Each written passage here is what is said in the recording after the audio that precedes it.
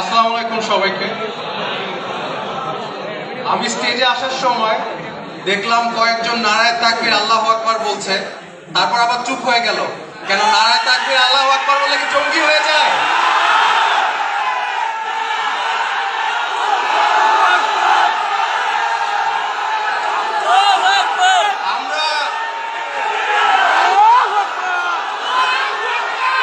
আমরা সবাই জঙ্গি বিরোধী, কিন্তু আমরা একই সাথে জঙ্গি নাটক বিরোধী।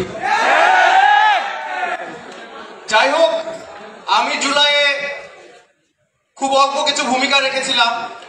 অনেক মাস্টার মাইন্ড আছে আমরা জানি, যারা আপনাদেরকে আহত করতে সামনে পাঠিয়ে দেয়, আপনাদের শহীদ করতে সামনে পাঠিয়ে দেয়, কিন্তু নিজে সামনে যায়।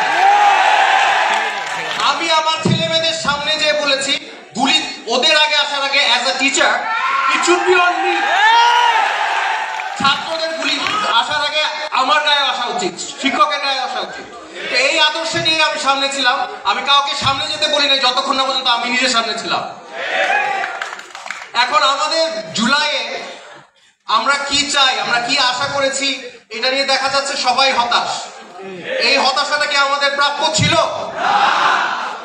আমরা সংস্কার চাই, কিন্তু সংস্কারটা কি সেটা আমরা যেটা চেয়েছি সেটা কি পাচ্ছি কিনা সেটা দেখার বিষয়।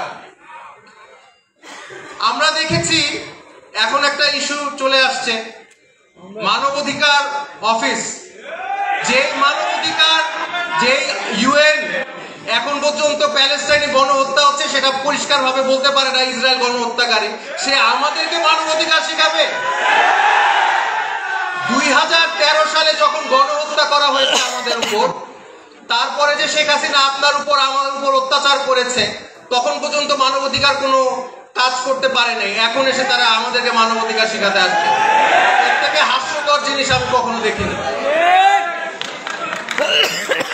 যাই হোক, আমি আমাকে আসলে আমি বক্তব্য দিতে পছন্দ করি না, সংক্ষিপ্ত বক্তব্য দেই।